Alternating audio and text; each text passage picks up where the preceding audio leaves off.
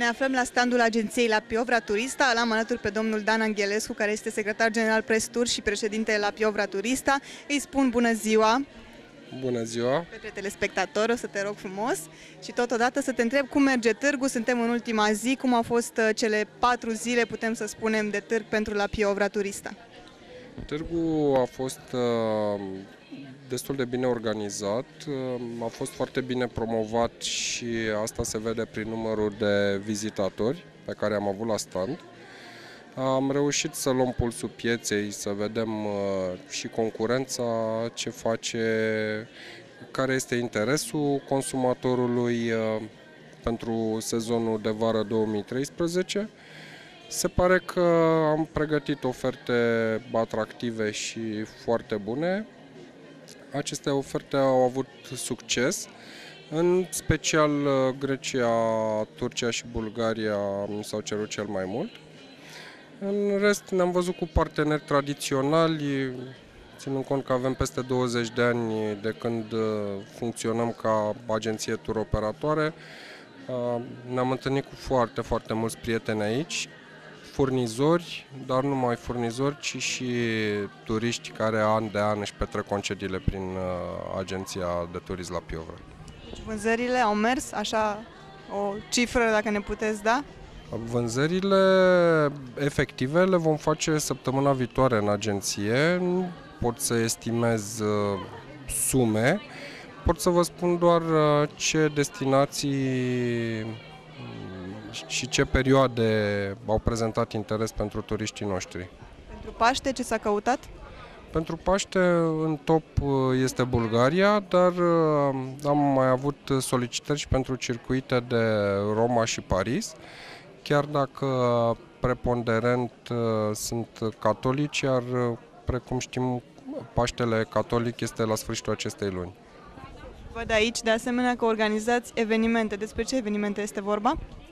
Evenimente înseamnă team building-uri, înseamnă conferințe, înseamnă seminarii, înseamnă lansare de produse, tot ceea ce înseamnă partea de sală de conferință, catering, coffee break, sonorizare, filmat, fotografiat, speech-uri, prezentare, videoproiector, laptop și așa mai departe, plus transferuri, tot ceea ce înseamnă, mai puțin nunți și botezuri, asta încă nu ne-am... Dar poate urmează, cine știe?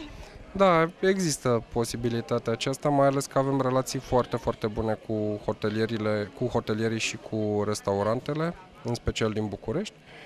Poate fi o idee pe care să o punem în practică, pe lângă, ținând cont că noi vindem destul de bine pentru luna de miere destinațiile exotice, de la Myers și de la Der Tour, în special Republica Dominicană. Văd că există o cerere din ce în ce mai mare pentru Republica Dominicană, dar nu numai, mai vindem și Sri Lanka, Thailanda, Bali, Indonezia. Putem să facem un pachet, nunta, luna de miere, poate intrăm și pe zona foto-video și atunci avem tot pachetul, putem fi o agenție full service. Văd aici ziarul Vacanțelor. Este un ziar pe care îl scoateți și îl distribuiți la agenția dumneavoastră? Ziarul Vacanțelor este o nouă modalitate de promovare a agenției noastre.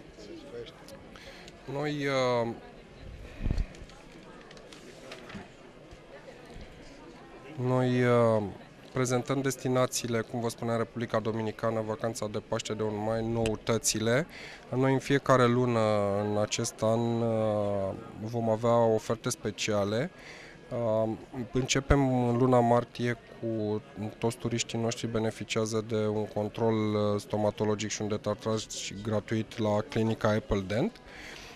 Luna următoare vor avea niște reduceri substanțiale și câteva vouchere pentru cină la restaurantul Taj. Promovăm City Break-ul la Barcelona, Disneyland-ul, care este paradisul copiilor mari și mici. Mie mi-a plăcut foarte mult Disneyland-ul. Apartamentele în regim hotelier, care sunt ale noastre, și sunt situate în București, toate sunt ultracentral, pornesc de la 30 de euro pe noapte. Și, bineînțeles, o zonă distractivă cu bancuri glume și colțul gurmanzilor, câteva rețete pentru cei care sunt pasionați de bucătărit. Este un ziar care se găsește deci în agenția dumneavoastră? De câte ori apare? Este un ziar care se găsește în agenția noastră, el este sezonier, practic apare primăvara, vara, toamna și iarna, cu noi informații și noi destinații pentru sezonul respectiv. Noi îl distribuim în general, el este gratuit, dar îl distribuim în afară de agenția noastră și punctele noastre de vânzare și în vecinătatea agenției. Practic, noi încercăm să povestim o destinație, spunem ce poți să vezi acolo și ce este de interes pentru turist, după care turistul alege dacă vrea să meargă sau nu în acea destinație. Practic, nu are tarife ziarul, este doar un ziar de informare. În cazul în care ne alege pe noi, ne sună pe noi, dacă nu, poate să sune la orice agenție. Dar garantat avem tarife foarte bune pentru tot ceea ce promovăm în ziarul vacanțelor. Și, bineînțeles, este și pe internet, ziarulvacanțelor.ro, este și online, nu numai tipar. Și în încheiere vreau să vă întreb cât este de importantă din punctul dumneavoastră de vedere presa de turism. Asta pentru că, după cum am spus în introducere, sunteți și membru secretar general al Clubului Presei de Turism FIJET România. Presa de turism are un rol foarte important pentru ceea ce înseamnă mediatizarea, pe de o parte, a acțiunilor care le fac agențiile de turism și hotelierii, practic operatorii din turism, dar presa de turism este obiectivă și recomandă clientului final, despre asta este vorba, care sunt ofertele cele mai bune calitate-preț. Chiar avem nevoie de presă de turism. Presa de turism există peste tot în lume și fiecare este specializat pe ceva. Și atunci este corect să informezi clientul, e cumva o interfață între tur operator și clientul final, pentru că jurnalistul de turism nu ține niciodată nici cu unul, nici cu celălalt. De cele mai multe ori prezintă corect oferta. Iar contează foarte mult pentru agenții o promovare corectă, deci așadar ar trebui susținută mai mult presa de turism. Da, asta am spus întotdeauna, presa de turism trebuie susținută, pentru că este terțul obiectiv. Agențiile de turism toate se laudă că au cele mai bune tarife, cele mai bune servicii. Clientul pe partea cealaltă spune că el găsește cel mai scump și cel mai prost și atunci trebuie să existe întotdeauna un terț care să echilibreze ceea ce înseamnă raport calitate-preț. Iar eu cred că acest terț este presa de turism care este specializată pe acest domeniu. Să nu ne mai trezim cu oferte, eu le spun, un pic incorecte. Mie personal nu mi se pare normal să vinzi o cămașă la un preț foarte mic, dar obligatoriu trebuie să-ți cumperi sacoul din același loc la un preț foarte mare. Nu mai e marketing, nu mai e promovare, este ceva aproape de incorect, dacă este să vorbim. Păcăleală. Da, este o păcăleală și atunci rostul presei de turism este să scoată în evidență acest lucru. Eu acum vorbesc din punctul de vedere al ziarului vacanțelor, da? Pentru că pot spune că fiind editor al acestui ziar și mai și scriu în el sau pe blogul meu dananghescu.ro, încerc să fiu obiectiv și atunci văd exact de dedesubtul unei oferte care nu este taman cea mai potrivită. Plus că eu militez ca toate tarifele să fie cu taxe incluse, adică să nu mai ieșim cu costă 3 euro plus 200 de euro taxele.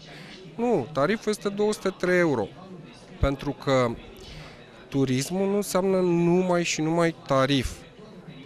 Trebuie să înțelegem că dacă plătim 5 euro, trebuie să trăiască și hotelierul, trebuie să trăiască și transportatorul și atunci o să mănânci de 2 euro.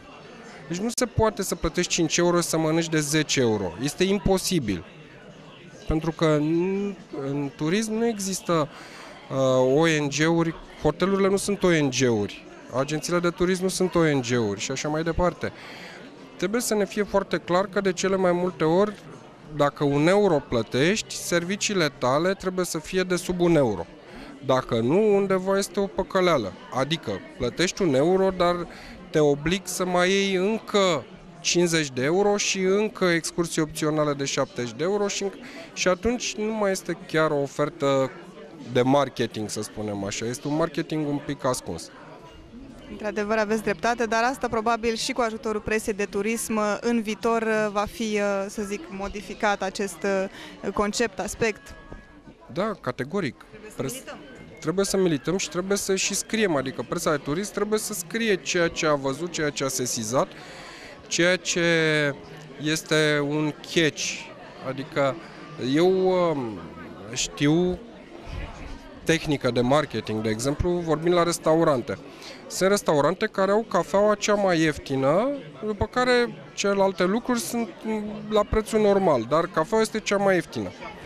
Ok, asta este cârligul, să-l aduci în localul tău, să-l agăți. Dom'le, mergem acolo că e 5 lei cafeaua, peste tot e 10, numai acolo e 5 lei.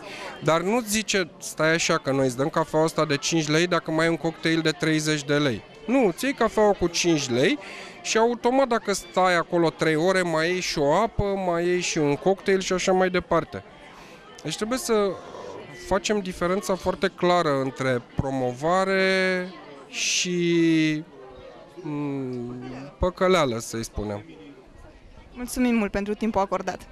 Cu plăcere, vă mai aștept oricând.